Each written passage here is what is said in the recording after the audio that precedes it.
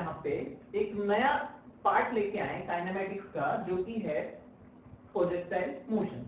अगर आपने मेरा पुराना वीडियो नहीं देखा है मोशन इन अ 2 डायमेंशन, तो पहले आप उसे देखिए, क्योंकि प्रोजेक्टाइल मोशन का जो बेसिक है वो वहीं से समझ आएगा, जिसका लिंक मैं डिस्क्रिप्शन बॉक्स में डाल दूंगा। तो आइए बच्चों पढ़ते हैं projectile motion.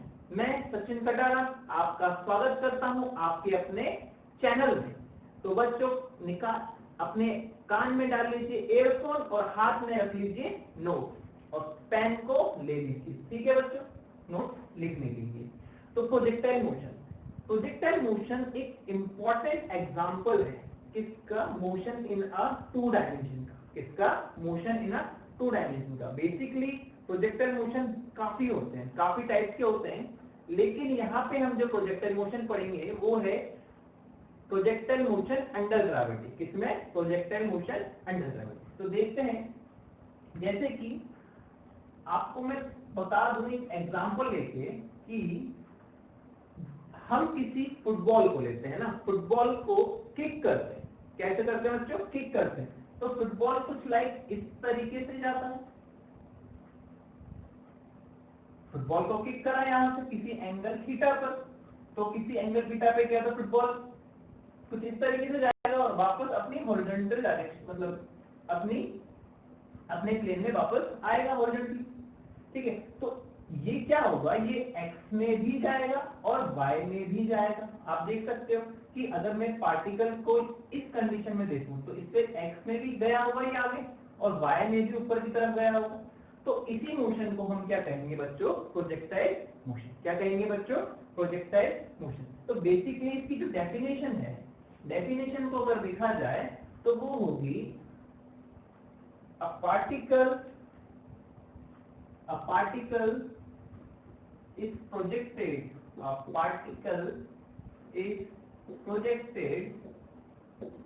at an angle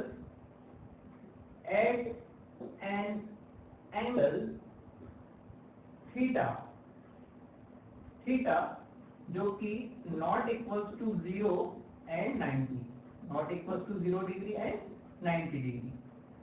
A particle is projected at an angle theta at near the earth surface, then the motion of particle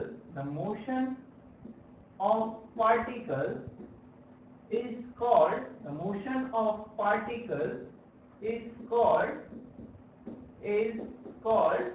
projectile motion. क्या बच्चों, प्रोजेक्टाइल मोशन। क्या कहेंगे, प्रोजेक्टाइल मोशन। तो जैसे कि अब मैं बता दूं आपको कि मैंने किसी पार्टिकल को यहां से किसी एंगल थीटा पर प्रोजेक्ट किया, जो कि 0 नहीं है और 90 नहीं है, ठीक है। तो क्या होगा, ये कुछ ऐसा पैराबोलिक पाथ बनाएगा। क्या बनाएगा बच्चों, पैराबोलिक पाथ। तो इसी जो पाथ है, ये मोशन है जिस पार्टिकल का, उसे क्या कहेंगे, प्रोजेक्टाइल मोशन। किसी स्पीड u में गया, किसी स्पीड u से ये जा रहा है एट एन एंगल थीटा। इस एंगल को हम कहेंगे प्रोजेक्शन एंगल। क्या कहेंगे बच्चों, प्रोजेक्शन एंगल। और ये पॉइंट, जिस पॉइंट से इसको प्रोजेक्ट किया है, उसे कहेंगे पॉइंट ऑफ प्रोजेक्शन। क्या कहेंगे, point of projection, point of projection. क्या कहेंगे बच्चों, प्रोजेक्शन पॉइंट या पॉइंट ऑफ प्रोजेक्शन।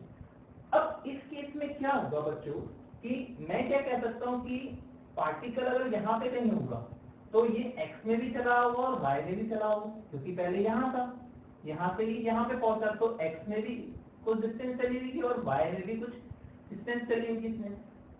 तो इनिशियली अगर मैं बात करूं बच्चों, क्या इनिशियली अगर देखूं तो इसके पास एक u cos थीटा की और u sin थीटा की स्पीड होगी। y डायरेक्शन में u sin थीटा और x डायरेक्शन में u cos थीटा की स्पीड होगी, और पार्टिकल इस तरीके से इस पैराबोलिक पाथ पर मूव करेगा।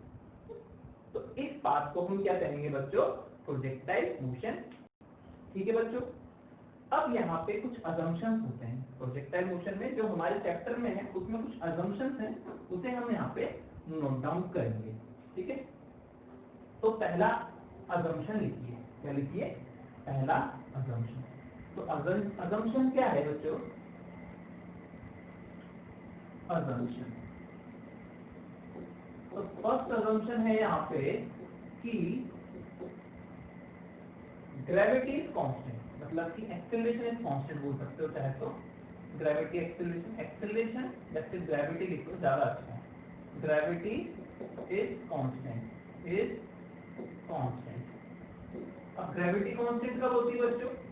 Near the earth surface. तो इसीलिए मैंने लिखा था कि प्रोजेक्शन कैसा होना चाहिए? अर्थ सरफेस के पास, नियर। ठीक। सेकंड क्या है? Air resistance, air resistance R negligible, air resistance R negligible. क्या बच्चों? एयर रेजिस्टेंस आर नेग्लिजिबल, मतलब कि एयर रेजिस्टेंस को अपन को क्या रखना है? नेग्लेक्ट कर देना है। ठीक है। थर्ड जो इंपॉर्टेंट है, इसको याद रखना है, इसका प्रूफ मैं आपको कुछ टाइम बाद दूंगा, कि the velocity of the initial velocity of the initial velocity of projection, the initial velocity of projectile motion, the initial velocity of projectile motion are not in range of kilometre पर second, मतलब कि initial velocity projectile की kilometre per second में नहीं होनी चाहिए। Initial या फिर कोई भी, है ना, वेलोसिटी लिख दो, वो ज्यादा अच्छा है। The velocity of projectile motion are not in range of kilometre per second, ये ज्यादा बेस्ट। ठीक। तो ये हमारे तीन अजम्पशन हैं जिन्हें हमें काउंट करना है प्रोजेक्टाइल मोशन के लिए। ठीक है बच्चों? ठीक है। अब एक इसमें नोट डाउन लगा लीजिए जो इंपॉर्टेंट थिंग्स है आपको जो समझना है। मैं आपसे पहले भी कह चुका हूं कि फिजिक्स को समझने के लिए उसके बेसिक फंडामेंटल्स को समझना पड़ेगा। तो यहाँ पे जो फंडामेंटल है उसका मैं नोट लगा रहा हूँ कि प्रोजेक्टाइल मोशन को समझने के लिए इंपॉर्टेंट क्या है। फॉर्मूले इंपॉर्टेंट नहीं है, फॉर्मूले याद करने हैं, बट अप्रोच क्या है उसको हमें समझना है, क्योंकि फॉर्मूले क्या होते हैं एक स्पेशल केसेस में ही लगते हैं, है ना। प्रोजेक्टाइल मोशन के स्पेशल केसेस में लगेंगे। अगर कोई हमारे पास नई प्रॉब्लम्स आएगी तो वो जो फॉर्मूले हैं वो हमारे फेल हो जाएंगे। ठीक, अगर फेल तो नहीं होंगे बट क्लियरिफाई नहीं दे पाएंगे आप। ठीक, तो नोट क्या है यहाँ पे कि for a projectile motion, for a projectile motion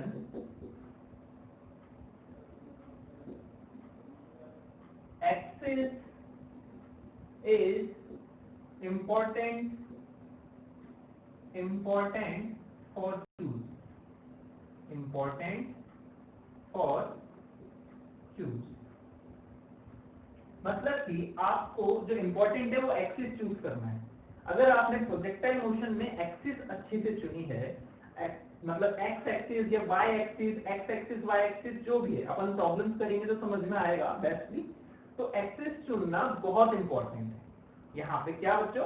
axis चुनना इंपॉर्टेंट। फिर उस एक्सिस के अलावा हम वो जो तीन इक्वेशंस हमने पढ़ी है न्यूटन की इक्वेशंस, उन्हें हम अप्लाई कर देंगे। ठीक है बच्चों? ठीक है। तो अब यहाँ पे हम कुछ प्रोजेक्टाइल मोशन से रिलेटेड पैरामीटर्स पढ़ेंगे। तो हेडिंग डाल लीजिए standard parameters related to projectile motion. Standard parameters, standard parameters, ठीक, रिलेटेड टू प्रोजेक्टाइल मोशन। तो सबसे पहले आप देखिए कि प्रोजेक्टाइल मोशन में हो क्या रहा है। मैंने कहा आपको ये एक्स एक्सिस है और ये मेरी वाई एक्सिस, जो मैंने एक्सिस चूज की है एक्स है, ये वाई है। यहां से किसी एंगल थीटा पर, इस पर बच्चों थीटा एंगल पर u इनिशियल स्पीड से, u इनिशियल वेलोसिटी से किसी पार्टिकल को प्रोजेक्ट किया है, तो ये कुछ इस तरीके से जाएगा अंडर ग्रेविटी। कैसा जाएगा? इस तरीके से पैराबोलिक पाथ बनाते हुए। तो इसी मोशन के बारे में हमें पढ़ना है। ठीक, तो मैं अगर इस पॉइंट पे बात करूं, इसे मैं ओरिजिन मान सकता हूं t इक्वल टू 0 पर, ठीक। तो ये मेरे पास जो स्पीड रही होगी x डायरेक्शन में, बोल सकता हूं u cos थीटा रही होगी, और y एक्सिस में क्या रही होगी बच्चों, ये u sin थीटा रही होगी, क्योंकि x एक्सिस में इनिशियल स्पीड क्या है, u cos थीटा, और y एक्सिस में u sin theta.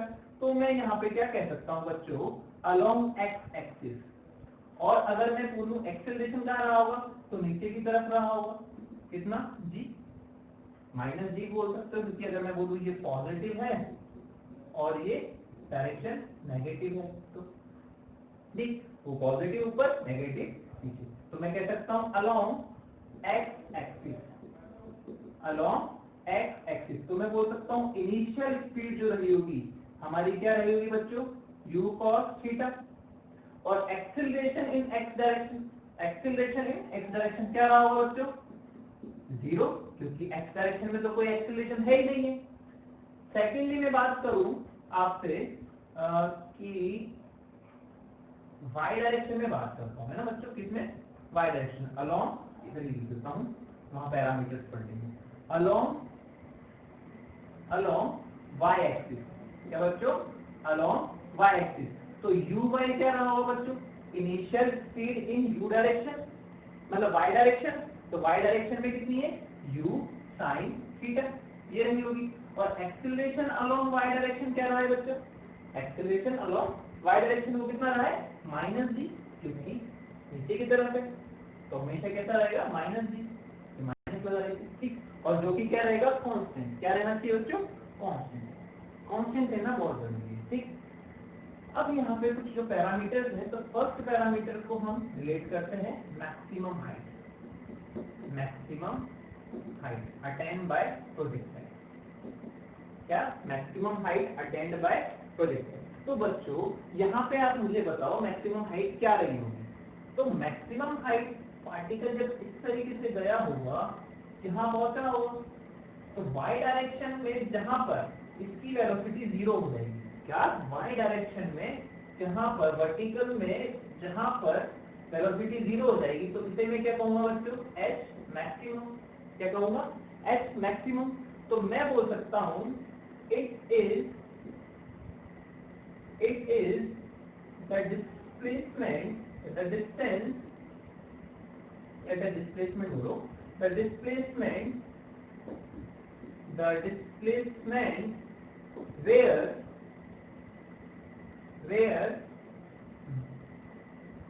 where velocity in vertically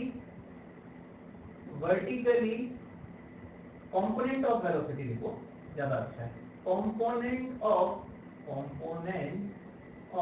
velocity in vertical become 0, कितना रहा होगा, 0। तो y डायरेक्शन में कितनी होगी, 0, ठीक। तो मैं क्या कह सकता हूँ यहाँ पे बच्चों कि vy square equals to uy square plus k2ay into s बोल सकता हूँ। तो y डायरेक्शन में बात कर ली हमने डिस्प्लेसमेंट की, वर्टिकली क्या है, y एक्सिस है, तो y एक्सिस के लिए हमने बात कर ली, vy क्या हो जाएगा at the point of maximum height, 0, तो ये हो जाएगा हमारा 0।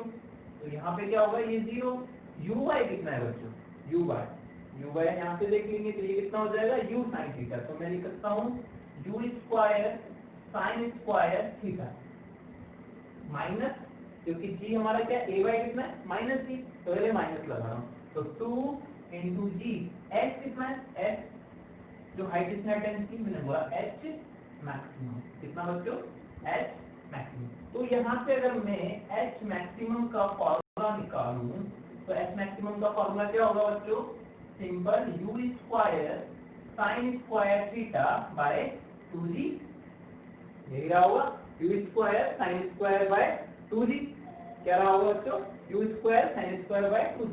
अगर मैं इसको लिखना चाहूँ तो मैं लिख सकता हूँ u sin थीटा को मैं uy लिख सकता हूँ बच्चों, कितना, uy, तो यही मैं लिख रहा हूँ uy का होल स्क्वायर अपॉन 2, ऐसा कुछ लिख सकते, uy का होल स्क्वायर बाय 2। तो हमारा h मैक्सिमम का फॉर्मूला क्या आ जाएगा बच्चों, यू स्क्वायर मतलब यू वाई का होल स्क्वायर बाय 2 या फिर you square sine square theta by 2। ठीक है बच्चों। के बाद जो सेकंड पैरामीटर है, क्या बच्चों, सेकंड पैरामीटर, तो मैं इसे रख कर देता हूं, है ना।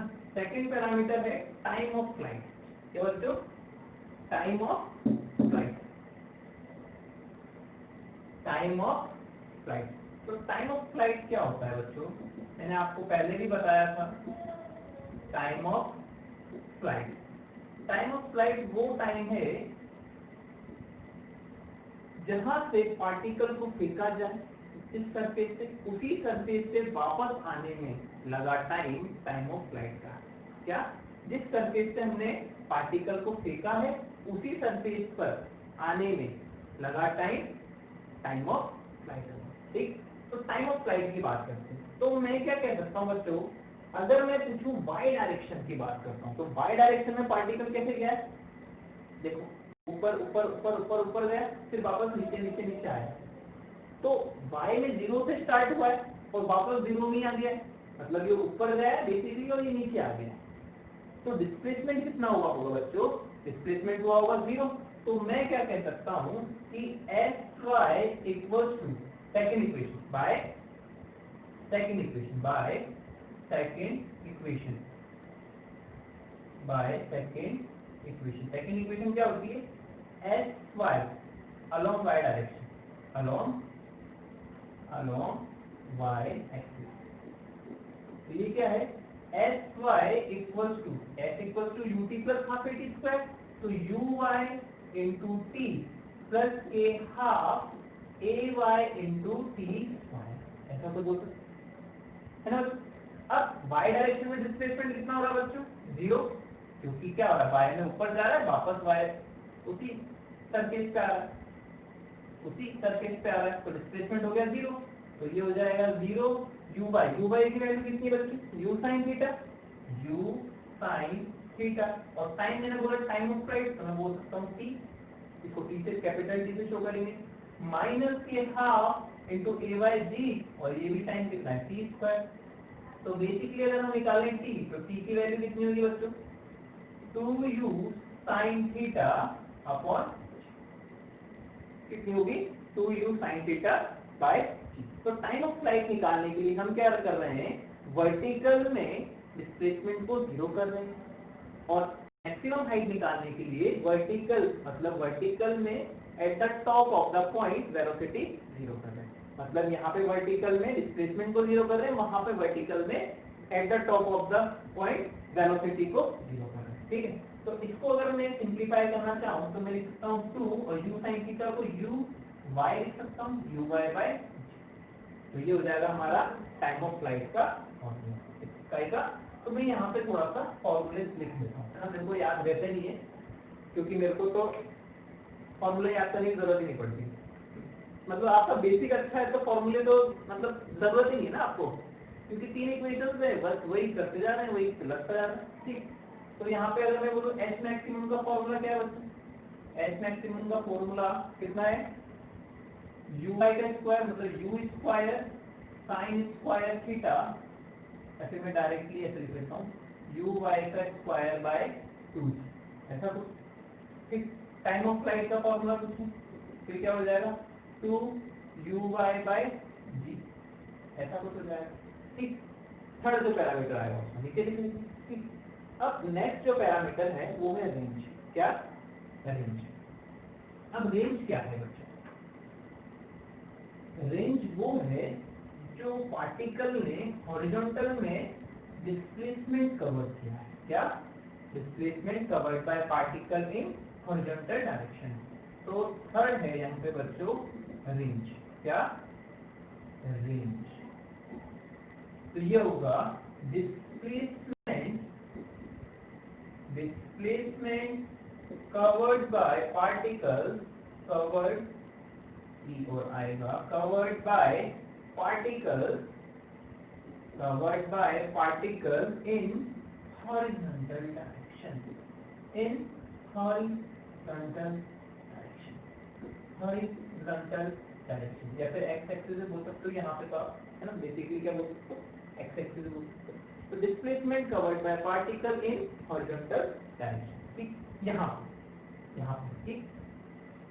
अब अगर मैं बोलना चाहूँ आपको कि हॉरिजॉन्टल डिस्टेंस ये है, तो along x axis, along x axis, along x axis, तो मैं बोल सकता हूँ एक्स एक्सिस के अलोंग, अभी एक्स एक्सिस के अलोंग जो एक्सेलरेशन है वो तो है जीरो, एक्सेलरेशन क्या है जीरो, तो स्पीड क्या रही होगी कांस्टेंट, क्या रही होगी कांस्टेंट, तो मैं बोल सकता हूँ जो x रहा होगा वो अपना u cos, मतलब ये बेसिकली ये अपनी रेंज रही होगी r, तो x क्या होगा u cos theta into time x equal to v into t, ऐसे लिखते हैं x equal to v into t। अब ये मेरे को पता है रेंज, तो इसको कवर करने में टाइम कितना लग रहा है 2u sin theta by g, कितना 2u sin theta by g, तो मैं रेंज का फॉर्मूला लिखूं रेंज, तो वो कितना हो जाएगा बच्चों u cos थीटा, t की value 2u sin theta, 2u sin theta by g, ऐसा कुछ, ठीक है। अगर मैं इसको लिखना चाहूं तो मैं लिख सकता हूं 2ux uy बाय g, ऐसा कुछ लिख सकता हूं, देखो 2u sin थीटा क्या है ux, मतलब u cos theta, u cos theta कितना ux, और u sin थीटा क्या है uy, तो 2ux u sin uy by g, ऐसा कुछ हो जाएगा 2ux uy बाय। और अगर मैं इसको थोड़ा और सिंप्लीफाई करूं तो मैं क्या लिख सकता हूं कि u स्क्वायर और 2 sin थीटा cos थीटा को sin 2 थीटा लिख सकते हैं, मतलब कि 2 sin थीटा cos थीटा, तो sin 2 थीटा बाय, ये भी फॉर्मूला हम लिख सकते हैं क्या, u स्क्वायर sin स्क्वायर, मतलब u square sin 2 theta bye, क्योंकि 2 sin थीटा cos थीटा क्या होता है sin 2 थीटा। तो यहाँ पे हम थर्ड फॉर्मूला भी लिख लेते हैं रेंज का, जो कि है u square sin 2 theta bye, कितना बच्चों u square sin 2 theta bye, तो ये हमारे तीन जो इंपॉर्टेंट पैरामीटर्स हैं वो। तो यहाँ पे बच्चों मैंने पहले ही बोला है आपको, वो फॉर्मूले हमें उन पे ही डिपेंड नहीं होना, मतलब याद करने हैं, वो याद आपको हो जाएंगे, एक्चुअली प्रॉब्लम्स करेंगे तो आपको याद हो जाएंगे, पर उन्हीं पे ही डिपेंड नहीं रहना है ना, क्यों, क्योंकि हमारे मोदी जी ने भी कहा है कि आत्मनिर्भर बनो बच्चों, आत्मनिर्भर, तो उन्हीं पे डिपेंड नहीं रहना है, हमें बेसिक पैरामीटर्स, बेसिक फंडामेंटल्स को जानना है, जो हमारी क्या है इक्वेशन। हम यहाँ पे क्या कर रहे हैं, वही इक्वेशन, तीन इक्वेशंस को ही तो बार बार रिपीट किए कर रहे हैं, है ना, उन्हें ही अच्छे मॉडिफाइड तरीके से सॉल्व कर रहे हैं, ठीक।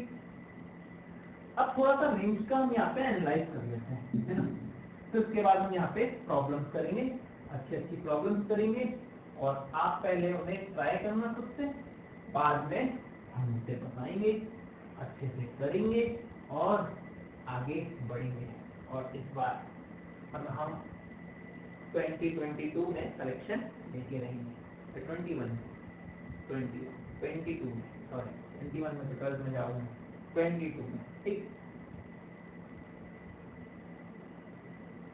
तो हाँ क्या बताओ, हाँ range of, analysis of range, analysis मतलब range analysis, range analysis of projectile motion, projectile motion, क्या बच्चों प्रोजेक्टाइल मोशन, ठीक है। तो रेंज का फॉर्मूला क्या है बच्चों, रेंज का फॉर्मूला है हमारे पास r equal to U square sine 2 theta by, क्या r square sine 2 theta by G. If अगर मैं पूछूं कि r मैक्सिमम कब हो सकता है, r मैक्सिमम कब हो सकता है, तो साइन 2 थीटा की वैल्यू अगर 1 हो जाए तो हमारे लिए क्या हो जाएगा, r मैक्सिमम हो जाएगा, क्योंकि ये तो कांस्टेंट है, जी भी कांस्टेंट है, वेरी वेरी क्या करेगा हमारा थीटा एंगल, तो वेरी करेगा, तो अगर इसकी वैल्यू मैक्सिमम रखते हैं तो साइन थीटा की मतलब साइन अगर देखा जाए तो साइन की मैक्सिमम वैल्यू क्या होती है 1, तो साइन 2 थीटा की वैल्यू क्या रखते हैं 1, तो if sine 2 theta equals to 1 then R maximum कितना हो जाएगा, R is maximum you square by g, क्या होगा यू स्क्वायर बाय जी, और किस एंगल पे होगा एट थीटा इक्वल कितना हो जाएगा, अगर मैं इधर लेके जाऊं तो 2 एट 2 थीटा कितना हो जाएगा, अगर मैं इधर लेके जाऊंगा तो 90 डिग्री पाई बाय 2, और थीटा कितना हो जाएगा बच्चों पाई बाय 4, कितना यहाँ नीचे at R maximum you square at an angle 2 theta equals to pi by 2, तो थीटा इक्वल्स टू कितना हो जाएगा बच्चों पाई बाय 4, मतलब कि 45 डिग्री पर 45 एंगल पर जो रेंज होगी किसी भी प्रोजेक्टाइल की वो क्या रही होगी, क्या रही होगी। तो यहाँ पे कुछ इंपॉर्टेंट से हमारे देख लेते हैं, ठीक, एक पार्टिकल है इसे मैंने u स्पीड से किसी एंगल अल्फा पर प्रोजेक्ट किया, इस पे अल्फा पर, तो ये x एक्सिस है हमारी और ये क्या है बच्चों y एक्सिस, तो ये लाइन कुछ इस तरीके से जाएगा, ठीक है, कुछ इस तरीके से। अगर मैंने इस एंगल को क्या कर दिया बच्चों 45 डिग्री कर दिया, इस पे 45 डिग्री, तो ये क्या होगा, ये जो रेंज रहेगी वो हमारी मैक्सिमम रहेगी, क्या रहेगी बच्चों मैक्सिमम, तो ये तो है हमारी आर मैक्सिमम, और ये मैंने कुछ कह दिया ये मेरा आर, ऐसा कुछ ना हो क्योंकि 45 डिग्री पर क्या है बच्चों जो रेंज रही होगी वो मैक्सिमम।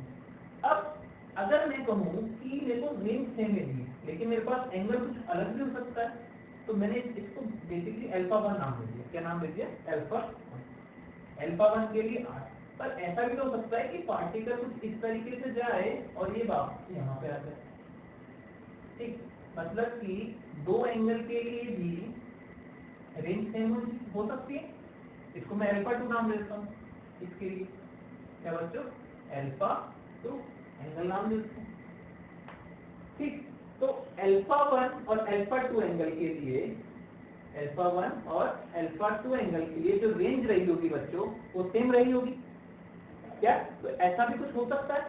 तो यहाँ पे एक नोट डालना है बच्चों को कि note for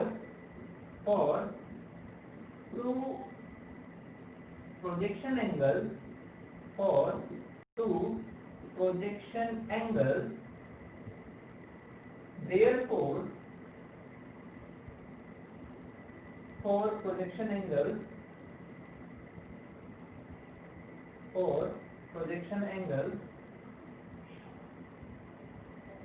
which have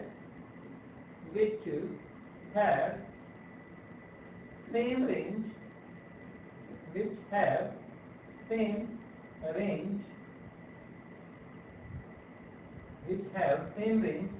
is a complementary angle.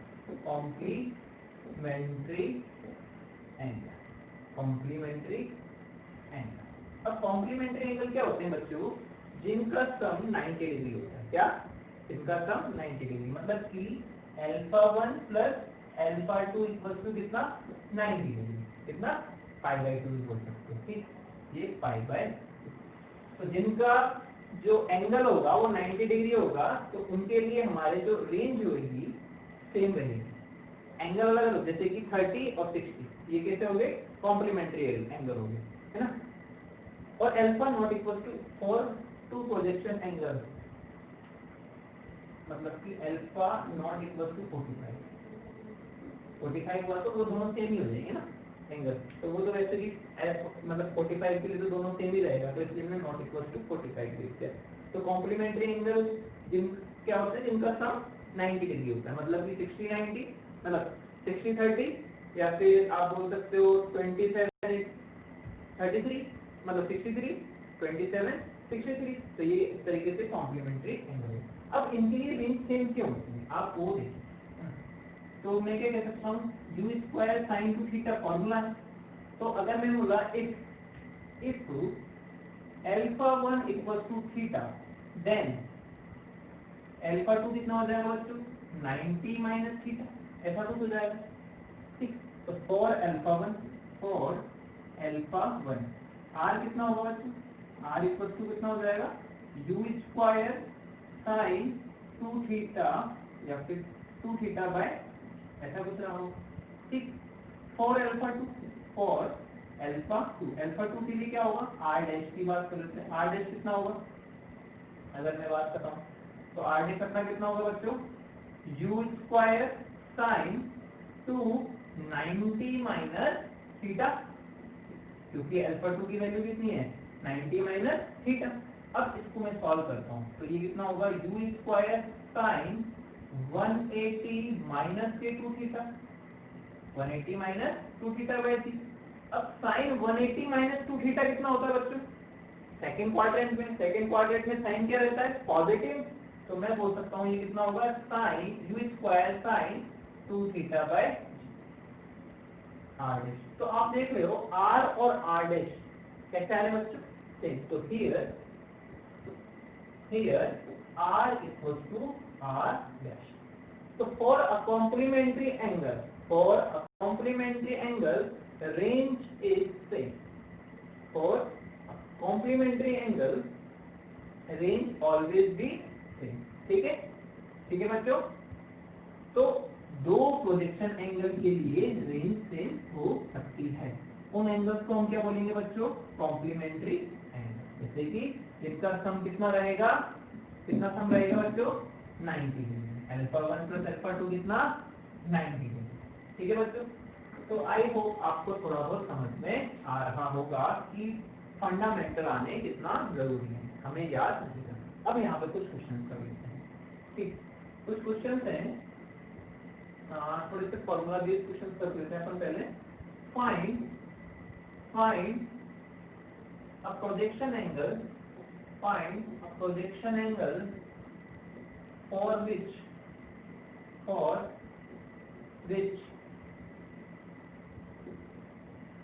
r h maximum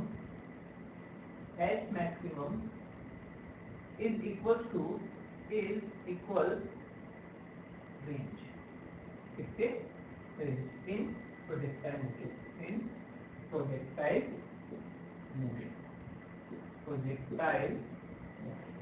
मतलब कि वो प्रोजेक्शन एंगल निकालना है हमें जिसके लिए एच मैक्सिमम रेंज के इक्वल। ठीक है, तो हम क्या कह सकते हैं, जैसा क्वेश्चन में बोला है कि एच मैक्सिमम जो है वो किसके इक्वल है बच्चों, रेंज के।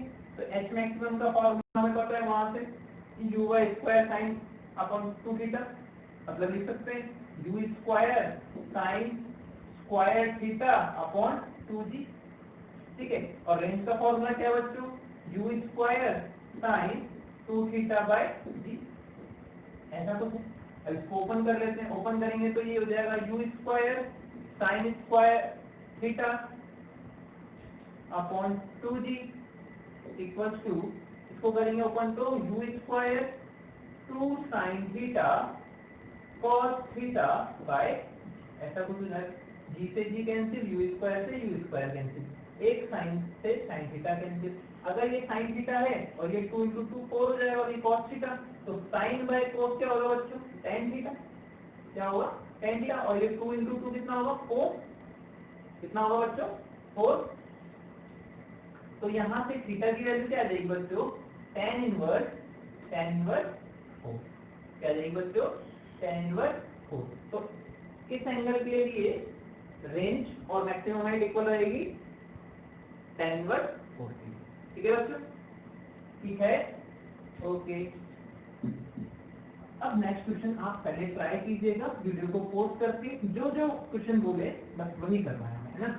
हमें क्या फॉलो करना है, हमें अप्रोच फॉलो करनी है, हमें बेसिक फंडामेंटल्स में फॉलो करना है। ठीक, तो क्वेश्चन है for two different angle,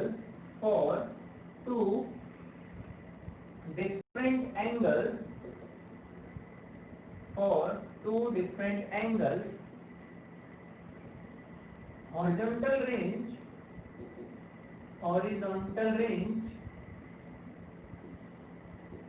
r equal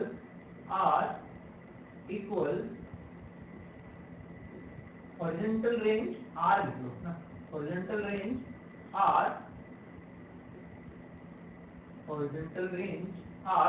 equal but maximum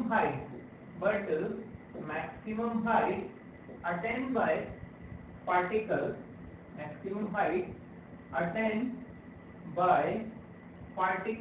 are different. Maximum height attained by particles are different, like H1 and H2, like H1 and H2. Then find out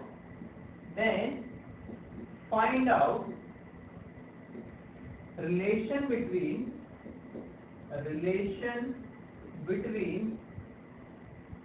R H1 and H2,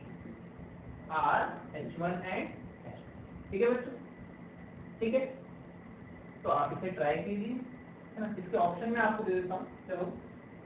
option A है 2 under root H1 H2, B option है 4 under root H1 H2, C option है 6 under root H1 H2 और D option है 8 under root H1। तो आप इसे solve करें video को पॉज करके, फिर मैं आपको बताऊं। हाँ तो बच्चों देखते हैं यहाँ पे कि क्या है क्वेश्चन में कि for different angle horizontal range are same, horizontal range are equal या सेम लिख दो, same but maximum height attain by particle are different. तो हम देखें तो क्या रहा होगा कि किसी दो एंगल के लिए मैंने बोला ये थीटा और दूसरा एंगल क्या रहा होगा बच्चों, आपको पता है कॉम्प्लीमेंट्री एंगल मतलब कि 90 माइनस थीटा, जिनके लिए जो रेंज रही होगी वो क्या रही होगी, सेम रही होगी। और ये हाइट मैंने बोल दिया क्या, H1, और ये दूसरी हाइट जो है वो क्या होगी, H2, ऐसा कुछ रहा होगा H। तो इनमें हमें क्या निकालना है, रिलेशन। क्या निकालना है बच्चों, रिलेशन। तो हम बोल सकते हैं फॉर थीटा, तो H1 की बात करें तो H1 का फॉर्मूला क्या होगा बच्चों, U square sine square theta by 2G, ठीक है यही होगा। और फॉर 90 माइनस थीटा तो H2 क्या रहा होगा बच्चों, U square sine square 90 minus theta, और 90 माइनस थीटा क्या होता है बच्चों, कॉस थीटा। 90 माइनस थीटा क्या होता है, कॉस थीटा। तो ये मैं लिख सकता हूँ U स्क्वायर, यहाँ पे लिख देते हैं H2 क्या रहा होगा बच्चों, H2 रहा होगा हमारा U square cos square theta by 2G, ऐसा कुछ रहा होगा, U square cos square theta by 2G। अब रेंज का फॉर्मूला क्या है, क्या रेंज का फॉर्मूला है हमारे पास U square 2 sine theta cos theta by G, ये कोई फॉर्मूला है हमारा, ठीक। मतलब साइन 2 थीटा को हमने ब्रेक कर लिया ना, sine 2 theta equal to 2 sine theta cos theta, ठीक।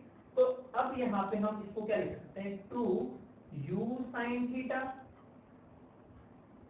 U cos theta by G, ऐसा कुछ लिख सकते हैं, U साइन थीटा और U cos theta by G। और हमें पता है U साइन थीटा की वैल्यू क्या है हमारे पास, अगर देखें U साइन थीटा तो इसको अगर इधर लेके जाए तो कितनी हो जाएगी, अगर बेसिकली देखें यहाँ पे हम, तो यहाँ पे लिख देता हूँ मैं आपके लिए U साइन थीटा की डायरेक्ट वैल्यू लिख देता हूँ मैं, तो ठीक। U साइन थीटा की वैल्यू कितनी बच्चों, U साइन थीटा की वैल्यू है हमारे पास under root H1 2G, under root under root कितना बच्चों, जी जी जी जी जी ठीक, अंडर रूट 2gh1 ऐसा कुछ ना होगा। और cos थीटा की वैल्यू, u cos थीटा की वैल्यू अंडर रूट 2h2g, तो under root 2gh2 divided by g, ऐसा कुछ रहा होगा। ठीक है, अब देख सकते हैं अंडर रूट जी और अंडर रूट जी, तो मिलके क्या बन जाएगा जी, तो जी कैंसिल हो जाएगा। ठीक, और इसकी वैल्यू कितनी हो जाएगी बच्चों, देखो ये 2 है, ये 2 है, तो अगर बाहर निकालेंगे तो 2 आएगा बेसिकली, तो 2 अंडर रूट h1 h2, और 2 इंटू 2 कितना हो जाएगा, 4 हो जाएगा उससे, कितना हो जाएगा 4, तो ये हो जाएगा 4 under root h1 4 under root h1 h2। ठीक है बच्चों, 4 अंडर रूट h1 h2, तो हमारा आंसर हो जाएगा बी। क्या हो जाएगा बच्चों, बी आंसर हमारा हो जाएगा। ठीक है, ओके, तो आपको थोड़ा बहुत समझ में आ गया होगा कि रेंज को एनालाइज हम कैसे इस तरीके से करते हैं। ठीक है बच्चों, अब यहाँ पे हम वेलोसिटीज को वेलोसिटी को एनालाइज करेंगे। ठीक, तो वेलोसिटी इन प्रोजेक्टाइल मोशन, क्या बच्चों, velocity in, velocity of particle, heading डालो, velocity of particle, velocity of particle in projectile motion, in projectile motion। वैसे तो इसे एक क्वेश्चन के रूप में भी करा सकता था मैं, बट मैं थोड़ा सा इसे समझाना चाहता हूँ आपको कि उसकी वेलोसिटी किस तरीके से रही होगी प्रोजेक्टाइल। तो हम यहाँ पे देखते हैं कि एक प्रोजेक्टाइल है x और ये है हमारे पास y एक्सिस, तो इसको मैंने किसी एंगल थीटा पर प्रोजेक्ट किया है, किसी एंगल थीटा पर प्रोजेक्ट किया है, तो हमें पता है ये कुछ इस तरीके से जाएगा, t इक्वल टू 0 पे हमने प्रोजेक्ट किया। किसी पॉइंट, ये इसकी बात करते हैं, p पॉइंट की, मैंने बोला इसकी वेलोसिटी कितनी है, v है, ये बच्चों v, और t equal to, at t equal to t की बात कर रहे हैं, किस पे, t इक्वल टू t, यहाँ पे कितना है, t इक्वल टू, ठीक, और ये कोई एंगल बना रहा है हॉरिजॉन्टल से अल्फा, कितना एंगल अल्फा, मैं बोल सकता हूँ हॉरिजॉन्टल एक्स डायरेक्शन में इसकी वेलोसिटी कितनी होगी, v cos अल्फा, कितनी रही होगी बच्चों, v cos अल्फा, और वर्टिकल में v sin अल्फा, ऐसा कुछ रही होगी, कितनी, v cos अल्फा हॉरिजॉन्टल में और वर्टिकल में v sin अल्फा। ठीक है बस, और यहाँ पे t इक्वल टू 0 पर क्या रहा होगा, ये होगा हमारा u cos थीटा, और ये वर्टिकल में u sin थीटा, ऐसा कुछ रहा होगा, u cos थीटा इस, तो मैं बोलता हूँ अलोंग x एक्सिस की बात करते हैं, along x axis, x axis में बच्चों देखो, अगर x एक्सिस की बात करता हूँ मैं, तो x एक्सिस में हमारे पास वेलोसिटी कितनी है, मतलब एक्सेलरेशन कितना है, एक्सेलरेशन कितना है 0, तो स्पीड जो रहेगी हमारी वो क्या रहेगी, कांस्टेंट, तो वेलोसिटी हमारी क्या रहेगी, कांस्टेंट, तो मैं बोल सकता हूँ जो हमारी vx जो रहा होगा वो कितना रहा होगा, u cos थीटा, जो कि हमारा इक्वल रहेगा किसके, v cos अल्फा के, क्या रहेगा, v cos अल्फा के, क्यों, क्योंकि इस डायरेक्शन में हमारे पास एक्सेलरेशन नहीं है, तो हमारी वेलोसिटी चेंज नहीं होगी, चेंज इन वेलोसिटी कितना होगा 0, तो जो हमारी इनिशियल वेलोसिटी रही होगी x डायरेक्शन में वही हमारी क्या रहेगी at t equal to t पर, तो मैं बोल सकता हूँ क्या रही होगी। ठीक, तो अगर मैं लिखना चाहूँ और in y direction, in y direction लिख लेते हैं, along y direction, along y axis at t equal to t second, तो यहाँ पे तो चेंज हुआ होगा क्योंकि एक्सेलरेशन है, तो मैं बोल सकता हूँ vy जो रहा होगा वो कितना होगा, u plus AT, v equal to u plus AT, तो y एक्सिस में vy equal to uy plus के ay इंटू t, तो ay कितना होगा g, क्योंकि एक्सेलरेशन कितना है हमारे पास माइनस g, ग्रेविटी, तो माइनस के g इंटू t, ऐसा कुछ रहा होगा। ठीक, अगर मैं वेलोसिटी की बात करूं बच्चों, किसकी, वेलोसिटी की, इनिशियल वेलोसिटी की, तो initial at t equal to 0, हमारी नेट वेलोसिटी कितनी रहेगी 0 पर, देख सकते हैं u cos theta i cap plus u sin theta j cap, ऐसा कुछ रहा u cos theta i cap plus u sin theta j cap. ठीक, at t equal to t की बात करें तो बच्चों at t equal to t second, तो हमारी क्या रही होगी vt जो रहा होगा हमारा वो क्या रहा होगा x डायरेक्शन, मतलब vx लिखना, vx की वैल्यू कितनी है बच्चों वही u cos थीटा, तो हम लिखेंगे u cos theta i cap plus dy j cap, dy की वैल्यू कितनी है uy माइनस के gt, अब uy को हम यहाँ पे क्या लिख सकते हैं u sin थीटा, कितना u sin थीटा माइनस के gt, तो क्या लिख देंगे बच्चों u sin theta minus gt g है, तो हमारी वेलोसिटी क्या हो जाएगी इस तरीके से हो जाएगी, क्या बच्चों u cos theta i cap plus u sin theta minus gt। तो बेसिकली क्या हुआ है कि हमारी जो वेलोसिटी चेंज रही होगी वो ओनली वर्टिकल में हुई होगी, हॉरिजॉन्टल में नहीं होगी, क्योंकि हॉरिजॉन्टल में हमारे पास एक्सेलरेशन कितना है बच्चों 0, तो वेलोसिटी चेंज कितना रहा होगा 0। तो अगर इसको समझे, थोड़ा सा हमसे समझे, तो क्या रहा होगा प्रोजेक्टाइल मोशन में कि मैंने किसी 50 डिग्री पे फेंका, 37 डिग्री, मतलब 50 मीटर पर सेकंड से फेंका, एंगल 37, प्रोजेक्शन एंगल 37, तो ये कितना रहा होगा 50 साइन मतलब cos 37, cos 37 की वैल्यू कितनी होती है बच्चों 4/5, तो ये कितनी होगी 40, और ये कितने रहा होगा बच्चों 30, ऐसा कुछ रहा होगा, ये 40 और ये 30, सही है ना। u cos 37 अपना होगा 4/5, तो 4/5 तो 10, तो हाँ 40 और ये 30, ठीक। अब अगर हम देखें क्या बच्चों, अगर हम देखें तो x में तो हमेशा ही अगले नेक्स्ट इंस्टेंट में, तो x में तो हमेशा क्या रहेगी 40, पर y में क्या होगा कम हो जाएगी, तो मैंने बोला ये 20 होगी, यहाँ पे होगी क्या हो जाएगी 0, y में तो हॉरिजॉन्टल में क्या रहेगी 40, जब नीचे आएंगे तो क्या रहेगी हॉरिजॉन्टल में तो 40 रहेगी, यहाँ पे क्या हो जाएगी चेंज हो जाएगी, मैंने बोला 20, जब नीचे आएंगे तो हॉरिजॉन्टल में तो अभी भी 40 रहेगी, लेकिन वर्टिकल में चेंज होकर वो हो जाएगी 30, कितनी रहेगी 30। तो देख रहे हैं हॉरिजॉन्टल में हमारी जो वेलोसिटी है वो कांस्टेंट है, और वर्टिकल में हमारी वेलोसिटी चेंज हो रही है, क्यों due to acceleration in Y direction, but acceleration हमारे एक्स एक्सिस में नहीं, क्योंकि ax कितना है हमारा, ठीक है बच्चों, ठीक है। आई थिंक आपको समझ में आ रहा होगा। तो अब एक क्वेश्चन देख लेते हैं हम इसी पे फिर,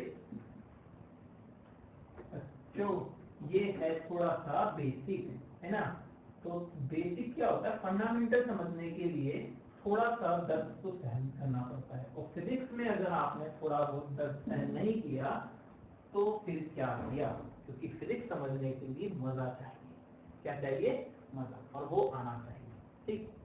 तो क्वेश्चन कुछ ऐसा है बच्चों कि एक पार्टिकल को प्रोजेक्ट किया है, इसको एक पार्टिकल को हमने प्रोजेक्ट किया है, ठीक, और पार्टिकल को प्रोजेक्ट हमने ऐसे किया है किसी एंगल मैंने बोला 37 डिग्री पर प्रोजेक्ट किया है, और हमारी वेलोसिटी है वो 50 है, कितनी है 50। तो अब पार्टिकल कुछ इस तरीके से जाएगा, ये हमारी एक्स एक्सिस होगी, ये हमारी वाई एक्सिस होगी, ये हमारा t इक्वल टू क्या है 0, t इक्वल टू 0। तो फाइंड क्या करना है, find first velocity of particle, क्या बच्चों वेलोसिटी ऑफ पार्टिकल आफ्टर, मतलब velocity of particle at t equal to 1 second, इस पर 1 सेकेंड पर हमें पार्टिकल की वेलोसिटी बतानी है, ठीक। सेकंड क्वेश्चन क्या है, डिस्प्लेसमेंट ऑफ पार्टिकल, या फिर कोऑर्डिनेट लिख लो ज्यादा अच्छा है ना, एक और चीज है ना, एक और चीज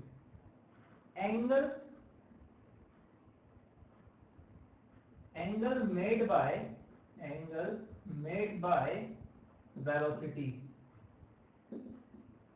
angle made by velocity at t equals to 1 second with from x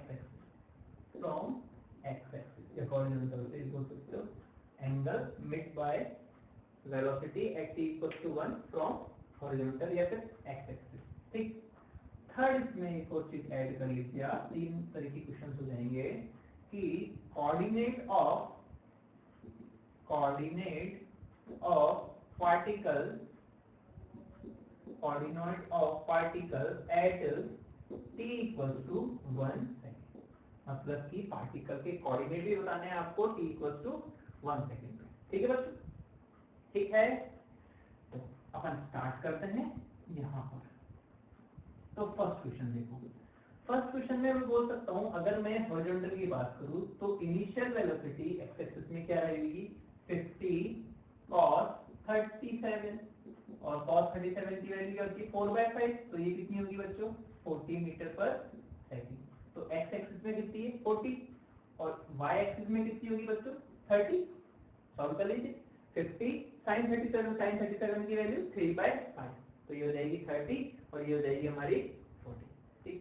अब t इक्वल टू 1 पर मैंने क्या कहा, इसके पास वेलोसिटी है v, कितनी v, और ये एंगल बना रही है इससे कोई theta, t equal to 1 second, ठीक।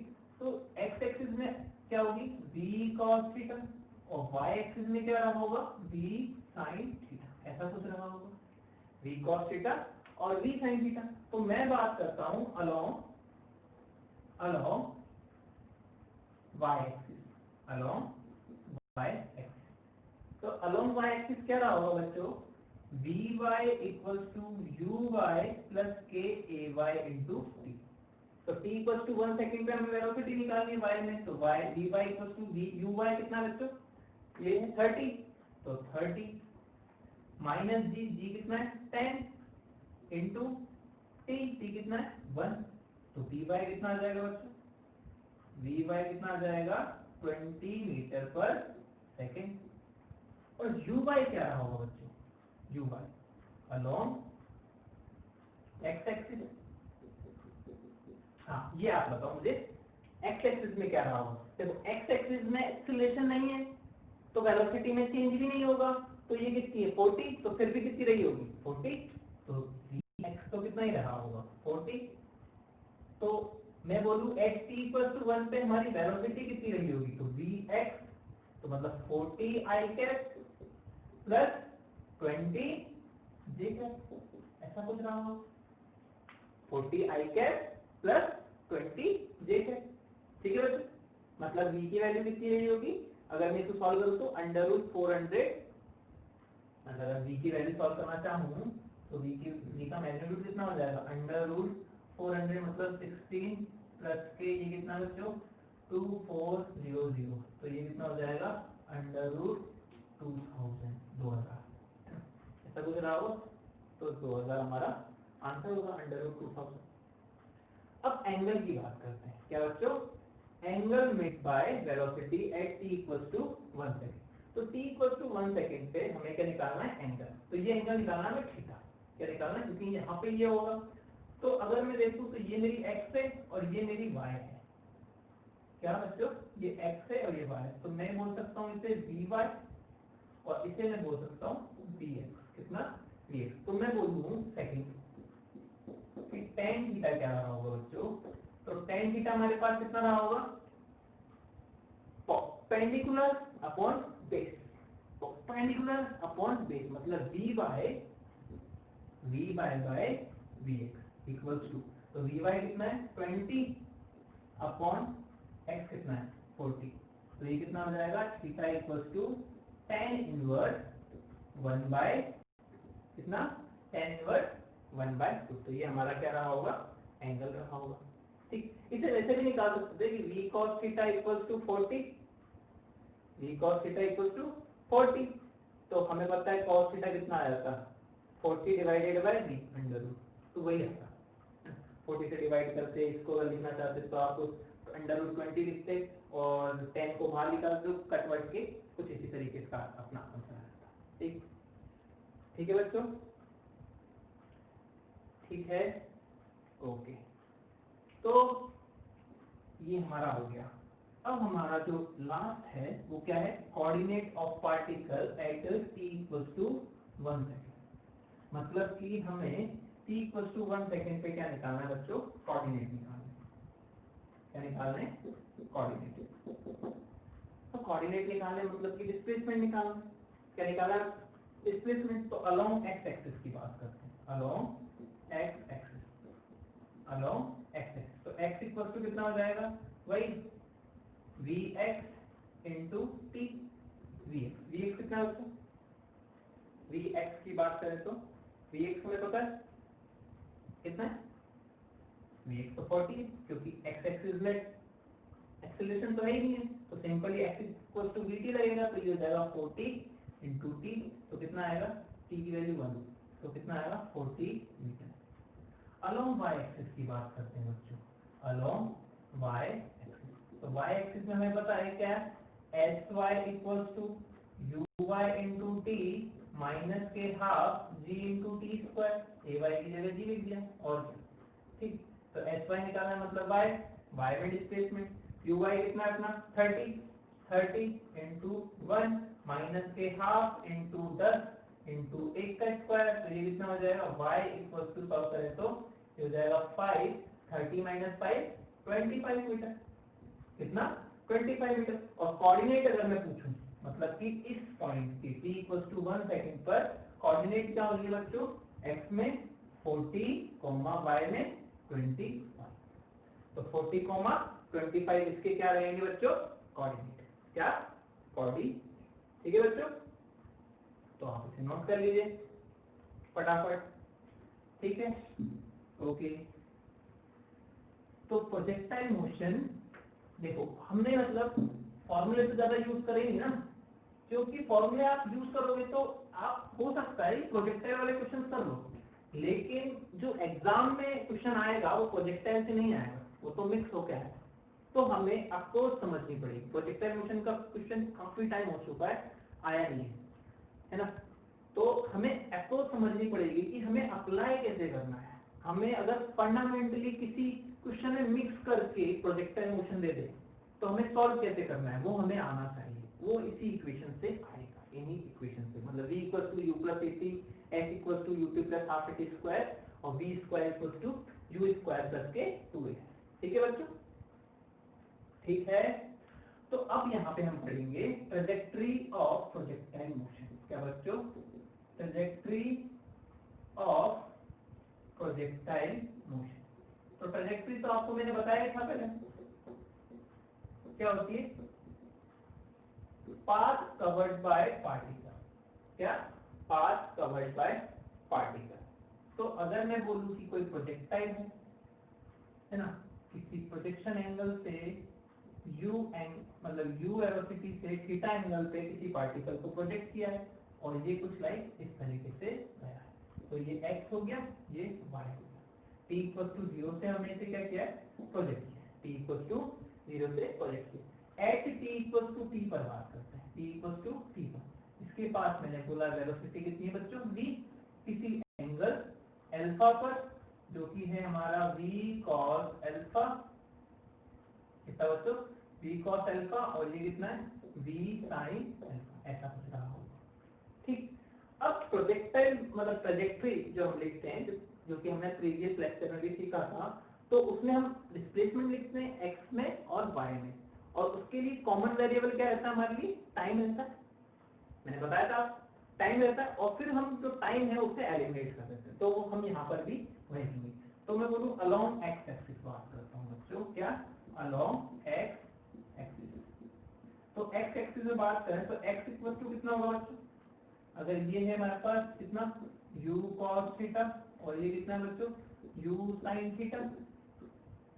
ठीक। तो at t equal to along x axis at t equal to t second, तो u कितना हो जाएगा, मतलब ये ux इंटू t, तो u cos थीटा इंटू, ऐसा कुछ रहा होगा।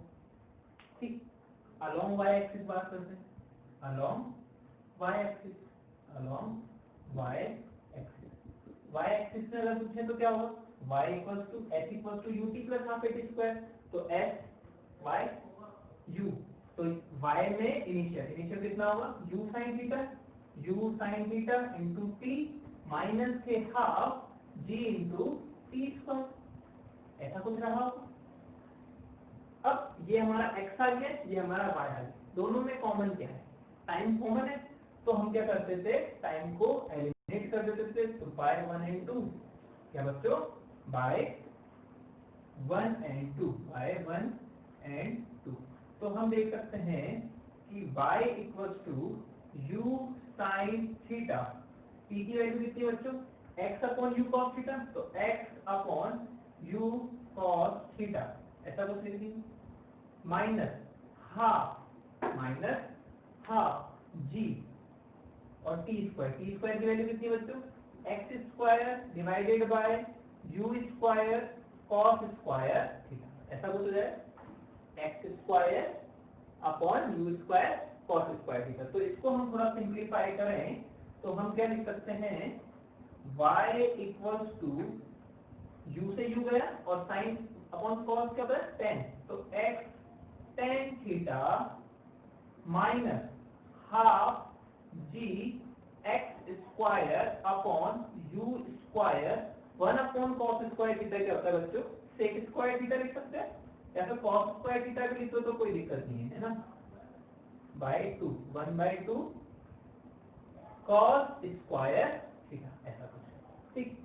अब अगर इस इक्वेशन को हम देखें, क्या बच्चों, इस इक्वेशन को, तो ये इक्वेशन कुछ इस तरीके से दिख रही है कि y is directly proportional to X square type का, और ये जो हमारी इक्वेशन होती है, हमने इसे पढ़ा है, ये पैराबोलिक इक्वेशन, क्या है बच्चों, पैराबोलिक। तो प्रोजेक्टाइल मोशन की इक्वेशन को देखते हुए क्या लग रहा है, ये पैराबोलिक पाथ को कवर कर रही होगी, ट्रेस कर रही होगी, मतलब कि जो प्रोजेक्टाइल मोशन का पाथ रहा होगा वो पैराबोलिक पाथ भी रहा होगा। तो यहाँ से हम प्रूव भी कर सकते हैं कि प्रोजेक्टाइल मोशन का पाथ कैसा रहा होगा, पैराबोलिक।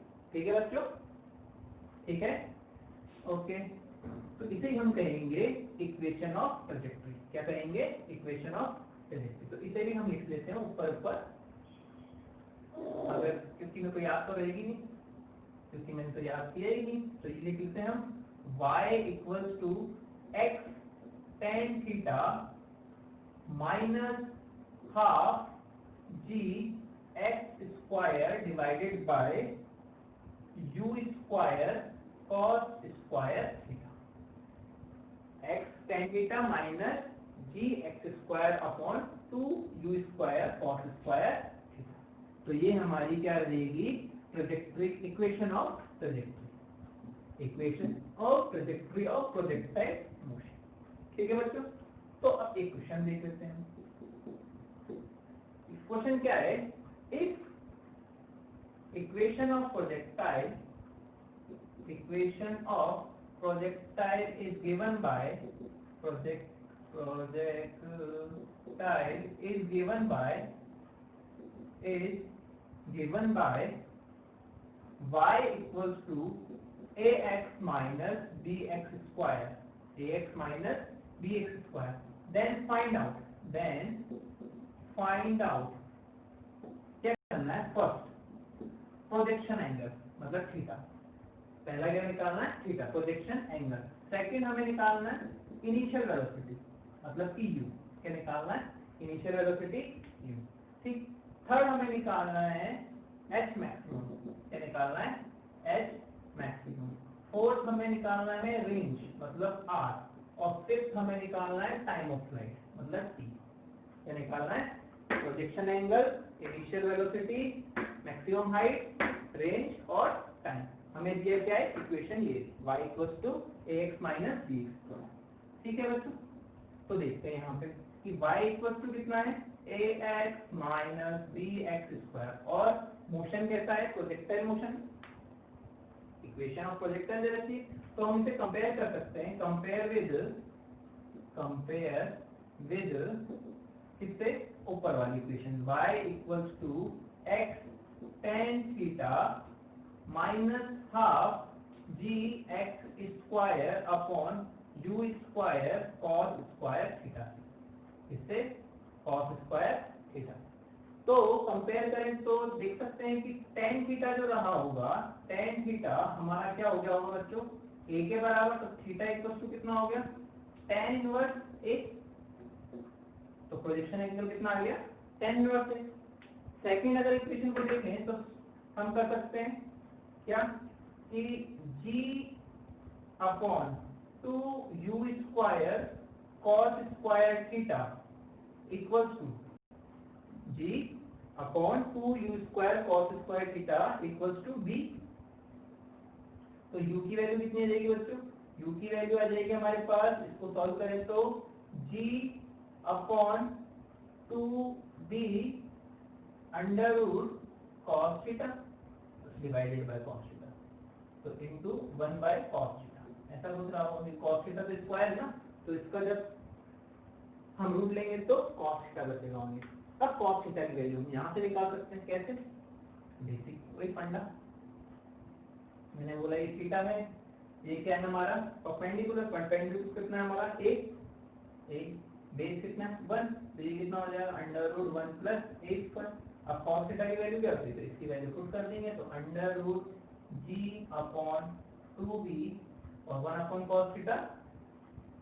कॉस थीटा क्या होता है बच्चों, cos theta base upon hypotenuse, तो बेस कितना है 1 divided by under root 1 plus a square. तो सॉल्व करें तो कितना आएगा, under root g upon 2b 1 plus a square. तो ये हमारा क्या हो जाएगा बच्चों, ये हमारा हो जाएगी इनिशियल वेलोसिटी। ठीक है बच्चों, ठीक है, हो जाएगी इनिशियल वेलोसिटी। अब हमारे पास देखो u आ चुका है, थीटा आ चुका है, तो हमारे पास अब h मैक्सिमम t और r हम निकाल सकते हैं डायरेक्टली, कैसे, पुट करके। अब तो डायरेक्ट फॉर्मूला है ना, तो फर्स्ट ये हमारा हो गया थीटा, सेकंड हमारा हो गया u, तो दोनों आ गए हमारे पास। अब तो डायरेक्ट पुट करना। थर्ड, अगर थर्ड की बात करूं तो h मैक्सिमम का फॉर्मूला क्या होगा, वो लिख रहा बच्चों, तो u square sine square theta upon 2g। तो u स्क्वायर तो ये रहा u की वैल्यू, और थीटा की वैल्यू हमारे पास क्या है, तो साइन थीटा की वैल्यू निकालना, साइन थीटा यहाँ से निकाल देंगे, a अपॉन मतलब perpendicular upon hypotenuse, a upon under root a plus b square. Fourth की बात करें, फोर्थ क्या है हमारा, रेंज, तो रेंज की बात करें तो रेंज क्या होगा, r equals to u square 2 sin theta 2 sin theta cos theta by g, ऐसा बोल जाएगा। तो sin थीटा और cos थीटा की वैल्यू यहाँ से निकाल लेंगे, u की वैल्यू हमारे पास, तो t की वैल्यू हम निकाल देंगे। ऐसे ही हम क्या करेंगे, t की वैल्यू निकाल देंगे 2u sin theta by g।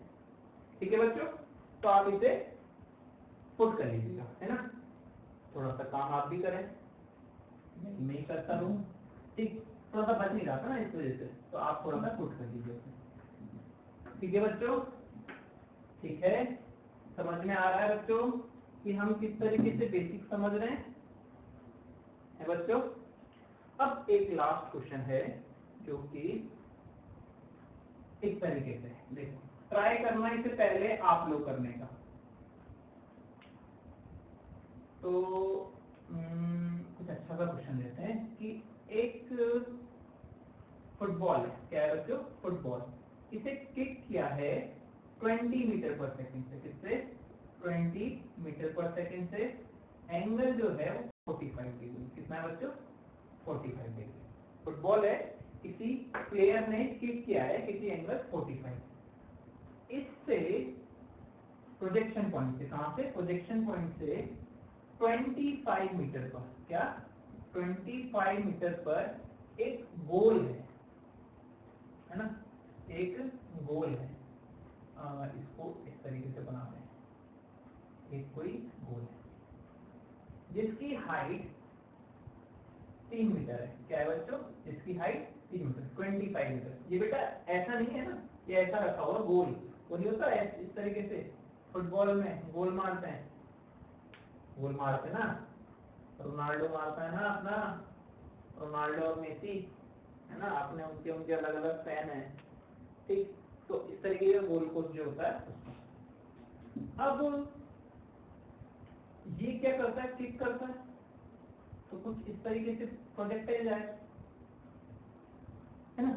तो फाइंड क्या करना है, is there is goal, there is goal और नॉट, गोल और नॉट, मतलब कि यहाँ पे गोल होगा या नहीं होगा। तो देखा जाए तो गोल कब होगा बच्चों, जब ये यहाँ रहा, मतलब मैक्सिमम जो 3 मीटर है, 3 मीटर के अंदर रहा होगा तो गोल हो जाएगा, अगर उससे ऊपर निकल जाएगा तो गोल नहीं होगा। अगर हमारा जो y कंपोनेंट है, y कंपोनेंट अगर हमारा 3 रहा या उससे कम रहा तो गोल हो जाएगा, अगर नहीं रहा तो नहीं हो पाएगा, ठीक। तो हम यहाँ पे क्या कह सकते हैं बच्चों, देखो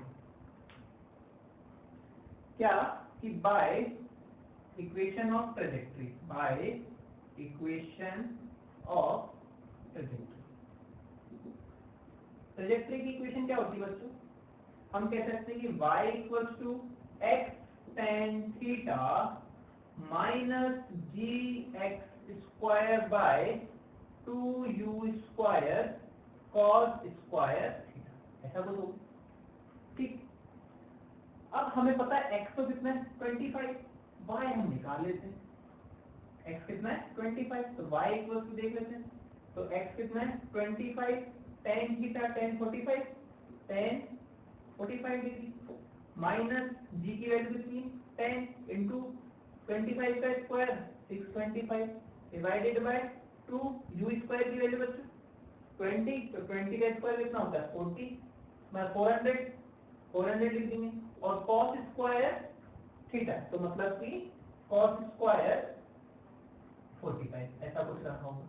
अब इसको सॉल्व करेंगे तो y इक्वल टू 25 माइनस के 10 इंटू, इसको मैं दो पार्ट में तोड़ लेता हूँ, 25 multiply by 25 divided by 2 into, इसको भी दो में तोड़ लेता हूँ 20 इंटू 20 इंटू, अब cos 120, cos 45, cos 45 कितना होता है 1 बाय रूट 2, तो 1 बाय रूट 2 का स्क्वायर जाएगा तो 2 आएगा ऊपर, तो 2 से 2 तो कैंसिल, क्या हो गया कैंसिल हो, क्या हो गया कैंसिल, एक जीरो से एक जीरो भी कैंसिल, ठीक।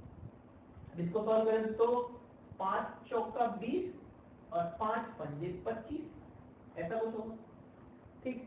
और इसको अगर सॉल्व करें तो ये हो गया अपना 8 और ये हो गया हमारा, तो इसको सॉल्व कर लेते हैं, तो 25 माइनस ये कितना हो गया 125 डिवाइडेड बाय 125 डिवाइडेड बाय 8, क्या जाएगा 8, तो y कितना आएगा बच्चों, अगर देखा जाए तो y की वैल्यू निकालते हैं, y इक्वल टू कितना होगा, कॉमन ले लेते हैं 8, तो थोड़ा सा गड़बड़ हो जाएगा, क्योंकि अगर मैं 8 को इससे मल्टीप्लाई करूंगा तो यहीं से कर लेते हैं ना, तो इसको ही सॉल्व कर लेते हैं, तो 25 माइनस 8 एकम 8, 8 दूनी 16, तो 8 एकम 8 है ना 8, ठीक।